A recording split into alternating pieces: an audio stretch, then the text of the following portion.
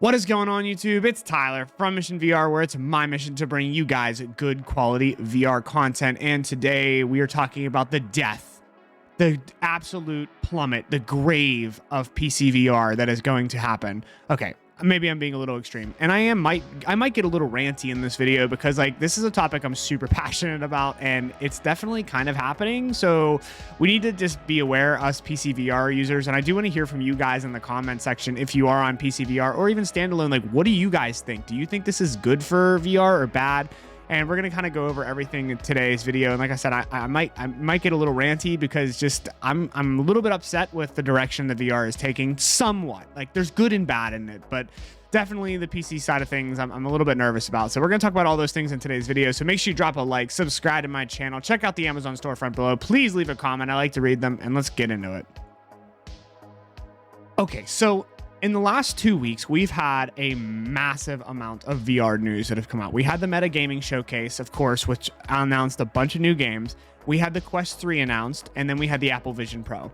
Now, the Apple Vision Pro, who cares? I don't really care. It's not a headset for me. It's not a headset for you, more than likely. You know, it's going to be a great headset. I do think that. I do think it's going to, you know, definitely change the VR landscape, and it's going to definitely start pushing VR more mainstream, even though it's $3,500. But everybody and their mother will be creating videos, and there'll be reels and TikToks about it and how cool all the features are, and all that stuff's just going to propel VR forward the next couple years. So it does have its merits, but it doesn't do anything for PC VR. So, but who cares?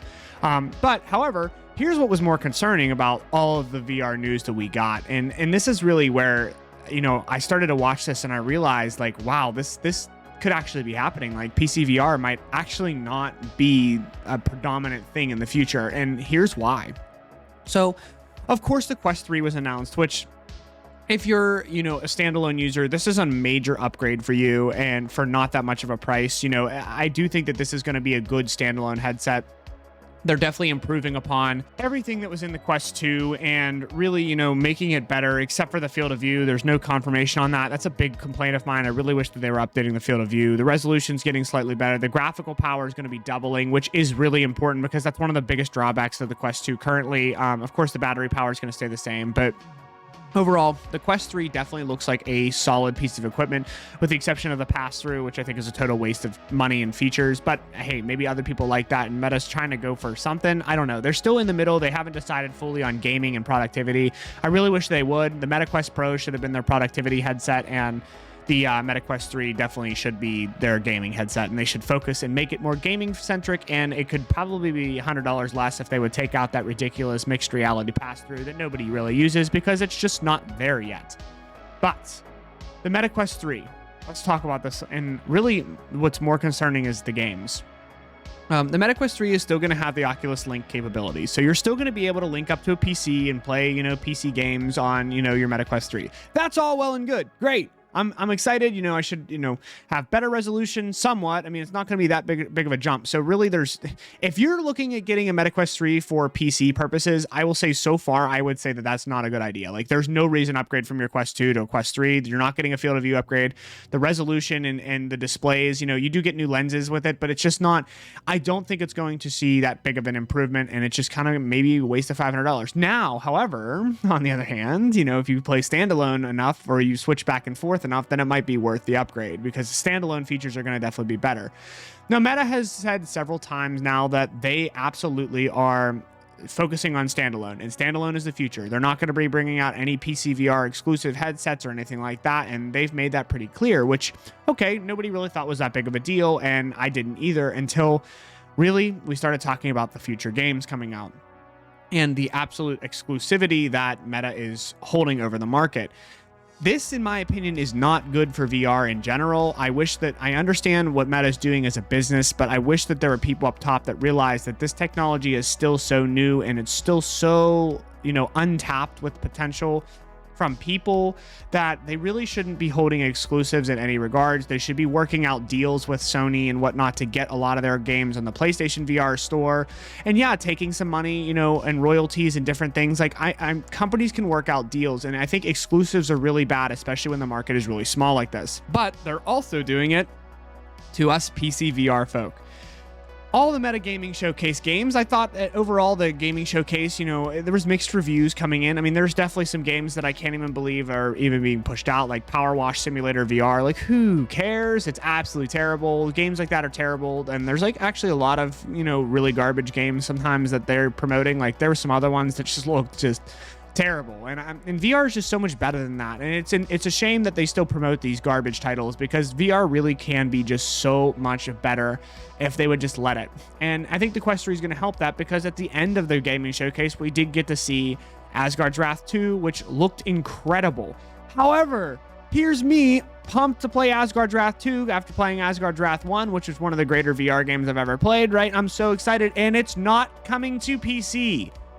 Seriously, it's not coming to PC. Like, you can only play it on standalone. Why? This is stupid. This irritates me, because everything I do is on my PC, and like, I get it. Oh, not everybody has a PC. It's a smaller audience, whatever. But like, you can't just alienate us. Like, I don't understand why a game is not created for PC first, and then, you know, there's graphical downgrades to allow it to run on Quest. And, you know, again, I'm not a game developer. I understand that there might be hoops to run through, but there's a lot of new software out there that allows for you to create games for multiple platforms.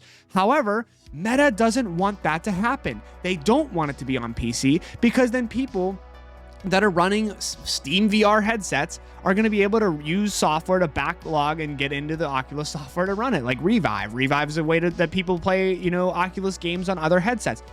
But like, come on, Meta. It's like there's not that many people that are doing this. And like, I get that you're still making money off the Oculus Store. Like, they still have to buy the game off the Oculus Store. So you're still making money there. And I get that you want everybody in your headset. But at the end of the day, like, I want to play a game on PC because the graphics and the visuals and the smoothness and the lag, like, it's not existent. And I get the Quest 3 is gonna help a lot of that out. But still, I'm sorry, but the Snapdragon XR2 Generation 2 chip is going to do nothing next to my RTX 3090. That's the reality of it. That's the facts. I want to look across the map in Asgard's Wrath 2 and not have fuzziness and, you know, blurred details and choppiness. And not to say that the Quest 3, I obviously haven't had one on. I don't know if it's going to be like that. I know that the Quest 2 has a lot of that going on. It has a lot of screen door effect at distance. And that's just the reality. And you might not notice that if you only play Quest 2, but if you play PC, you can see a difference. Even games like Red Matter 2. Red Matter 2 is a beautiful title, an absolutely gorgeous title. But on Quest 2, you look across at the planets, or you look up at the distant objects, and like, yeah, it's fuzzy. It feels much like 2017 VR, right? That's what it feels like. And you guys don't know. Like, that's what you guys are playing on now is basically what we were playing on back in 2016, 17, 18, right? You know, and we started to get some better headsets around 18. But in 2016, when I had the CV1, the Oculus CV1, like, that's what all the environments looked like. And I was fine with it because that's all I knew, right? But then as things got better and the headsets got better, I could really start seeing the graphical upgrades, and like, I could look across the entirety of a massive landscape like Red Matter 2 and that Neptune level, and I could see everything so clear, and there was so minimal fuzziness. Like, there was a little bit, it's still there a little bit because we haven't perfected the technology yet, but like, it was so minimal that I couldn't even go back. And it's the same thing, like, even though the graphics on Quest 2 were relatively good in that game, and in other games like Breachers, the graphics are relatively good, but they're not even close to the smoothness and the sharpness of PCVR. So why are they developing games that don't allow for accommodations of PCVR? Like, this is going to keep happening. And of course, that Meta is the 900-pound gorilla in the market. So they're going to keep developing games for standalone only. And then it's going to get to a point where, like, there's no games for PCVR, because unfortunately, until Steam releases its own, or Valve releases its next VR headset, and they actually, like, you know, make it kind of Steam compatible but mobile, or do whatever they're planning on doing. I know they're going to make a big splash, right? But we're not getting Steam VR games that much. Like, we have a couple out there. There's a couple in the works that are coming that look actually pretty solid, but at the same time, like, they're never going to be the big brand titles. The big AAA games are not coming to Steam right now, because VR developers aren't going to go and spend all this time, all this energy, all this money on developing a game and for Steam VR and have it sell, you know, 150 copies. Like, that's the reality of it. They want it on the MetaQuest store. And I don't blame the developers. I'm not blaming the developers for that. They want to make money on their time. I get it. Everybody's in the same boat. You know, you put a lot of time into something, you want to see some return on it, especially on a video game, right? You're passionate about it. You want to get it out there in front of many people as possible. I understand 100%. So, but what bothers me is that Meta's pigeonholing these people into developing for their mobile platform only and not allowing them to also put it on the PC platform for all the PC users. And I think it's funny how Meta comes out with things and they say, oh, we're not leaving our PC user base in the dust. Yes, you are. Your software is terrible now. Like even me trying to link up with my link cable, I've had so many problems with that in the recent months, just little bugs and glitches on things because they're really trying to, I think, get people out of PCVR and onto the standalone, which is just such a shame because it's not, I have nothing against standalone. And I think that in 5 to 10 years time, I think standalone is going to be really powerful, probably powerful enough that it won't matter anymore. Right. But we're not there yet.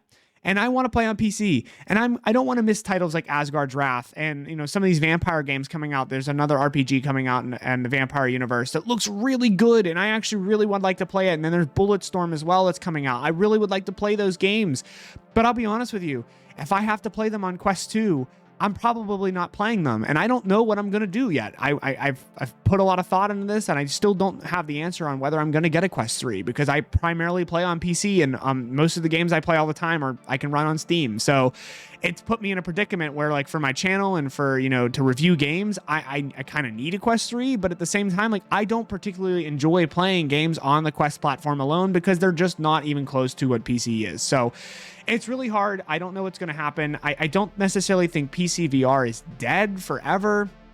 I mean, it's never going to die. Like, PCVR will never die, but what I am concerned about is that there's not going to be any games on PCVR, and with no way to, play upgraded games through PCVR headset. Like, my next headset I really wanted to get was going to be like a Pimax or, maybe the Valve Index 2 or whatever. And now I don't know what's going to happen because if there's no games to play other than the games that we've had for 7 or 8 years now that most of us have already tried and played, then what's the point of spending $1,500 on a PCVR headset if there's not going to be any really solid good future games to play? So I don't know. This is definitely not good. I think that Meta needs to reevaluate this and really allow their games to also come to their PC platform, because I think that there's more people out there than they realize that are looking forward to PCVR games, and we're still an audience. We still exist, and it's kind of a shame what they're doing. I'm not a fan of it. Well, guys, that is it for today's video. I hope you guys enjoyed my kind of rant on PCVR, and I hope you guys feel the same way, especially if you're in the PCVR community. I mean, this is definitely alarming. We're already not getting games developed for PCVR, like the big games like Half-Life Alyx. Like it hasn't happened in years now, so it's kind of concerning. And of course, with the direction that Meta is going now, it doesn't look like any of the future big games coming out are going to really be able to run on PC, or they're not going to make it run on PC, which is a real shame. It's truly a shame. And I hope I'm wrong. And, I don't have any confirmation on some of these. I do know Asgard's Wrath 2 is only coming to Quest, which is that was the big one that bothered me, because it's like, come on, guys. Like, you guys put the first game on PC. So I don't know. But either way, drop a like on this video, subscribe to my channel, and I will see you guys in the next one.